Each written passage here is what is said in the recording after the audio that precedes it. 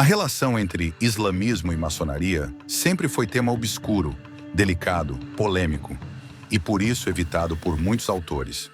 Quando das raras vezes abordado, os autores se restringem em citar lojas e obediências que existiram e existem nos países árabes, e de modo geral param por aí. Uma postura um tanto quanto incoerente se observarmos os objetivos maçônicos da livre pesquisa da verdade, da busca pela justiça e do combate à ignorância, à intolerância e o fanatismo. O objetivo aqui é tentar apresentar algo diferente do que mais do mesmo, fornecendo informação válida e de forma neutra sobre o assunto e abordando as questões que realmente importam. Após o triste dia de 11 de setembro de 2001, muito se tem falado sobre o islamismo, o qual teve sua imagem de certa forma manchada no mundo ocidental com um marcante incidente. Apesar dos esforços das autoridades, uma onda de intolerância e preconceito, reforçada pela ignorância, tem caído sobre o Islã e seus adeptos no Ocidente desde então. Por isso, faz-se necessário esclarecer alguns pontos. O islamismo não é uma religião radical. É apenas uma religião como as demais, que por ter mais de 1,5 bilhão de adeptos, possui algumas vertentes baseadas em diferentes interpretações de diferentes passagens de seu livro sagrado, sendo que apenas uma minoria dessas é radical. O mesmo ocorre no cristianismo, que também possui suas vertentes minoritárias radicais, fanáticas, baseadas em diferentes interpretações de suas sagradas escrituras. Não é toda mulher muçulmana que usa burca ou véu, assim como não é toda mulher cristã que tem cabelo até o joelho e saia até o calcanhar. Por isso, não se pode julgar 1,5 bilhão de pessoas presentes em dezenas de países com base em grupos terroristas que agem por si próprios e sem a concordância de qualquer país ou mesmo de autoridades religiosas. E no que se refere à autoridade religiosa, o islamismo não possui uma hierarquia com autoridade constituída, não existindo um papa ou algo do gênero. Por esse motivo, dizer que existe uma postura oficial do islamismo sobre determinado assunto seria, no mínimo, imprudente.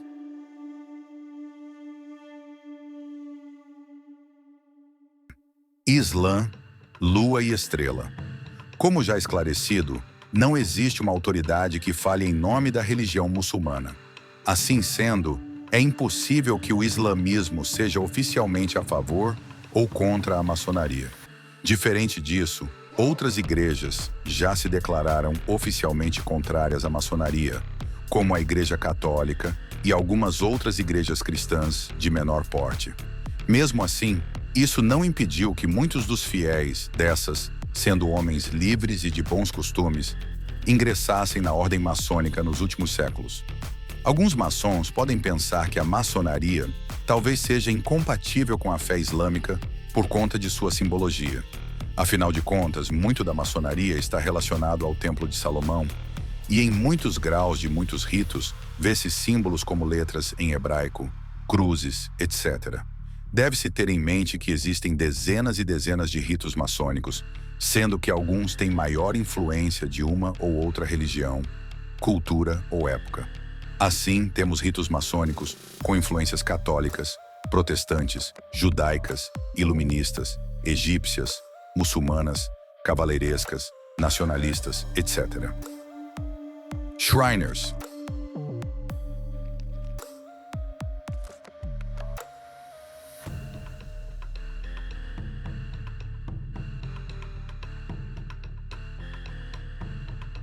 Lua e Estrela. Ainda nesse sentido, observa-se que a maçonaria é ordem voltada a homens livres, e essa liberdade também se refere às amarras da intolerância. Um exemplo claro é que muitos dos ritos maçônicos fazem referência a São João ou aos santos de nome João, enquanto que grande parte de seus adeptos são protestantes. Isso ocorre porque o maçom é homem racional e compreende que a citação de São João não é questão dogmática, e sim referência histórica aos solstícios. Já Salomão e a construção de seu templo, tão presentes na maçonaria, ao contrário do que muitos possam presumir, não se encontram apenas na cultura e religião judaica. Esse importante personagem e evento também estão descritos no Alcorão. Para os maometanos, Salomão era um rei dotado por Deus de toda a prudência e sabedoria. Um grande profeta, como todos os descendentes de Davi, estariam predestinados a ser. E sua importância era tamanha que Deus ordenou que os homens e gênios obedecessem às suas ordens e trabalhassem na construção de seu templo e palácio. Gênios? Que gênios? Esse é um ponto tão interessante que mereceu esse destaque. Os gênios estão presentes na cultura árabe desde tempos imemoriais. Seriam seres criados por Deus, invisíveis, mas que possuem a habilidade de se materializarem entre os homens e realizarem feitos notáveis. Não são anjos, pois possuem o livre-arbítrio e podem ser castigados ou mesmo aprisionados. Dessas crenças surgiu o famoso gênio da lâmpada, tão explorado em contos infantis. Esses gênios teriam, sob as ordens de Salomão, auxiliado os homens na construção de seu templo. Templários, rito de York. A questão religiosa está presente na maçonaria desde seu início, e apesar de não ser discutida nas lojas, está mais em voga do que nunca. Prova disso é que, nos últimos anos, os nobres Shriners, instituição maçônica fundada no século XIX, com temática e simbologia árabe, vem discutindo sobre a redução dessa influência árabe na instituição. Em contrapartida, as históricas críticas à Ordem dos Cavaleiros Templários, último degrau do rito de York e restrito aos maçons que professam a fé cristã, continuam mais presentes do que nunca. Qual seria o caminho ideal? A busca pela universalidade ou a promoção das diferenças? Conclusão. A maçonaria está para o muçulmano, assim como está para o cristão. Dependente da ausência de intolerância e fanatismo por parte do fiel e da ausência de ignorância por parte dos demais integrantes. A durabilidade e sucesso da maçonaria sempre se deveu ao fato de sua união ser baseada nos pontos comuns e sua riqueza nos pontos diferentes.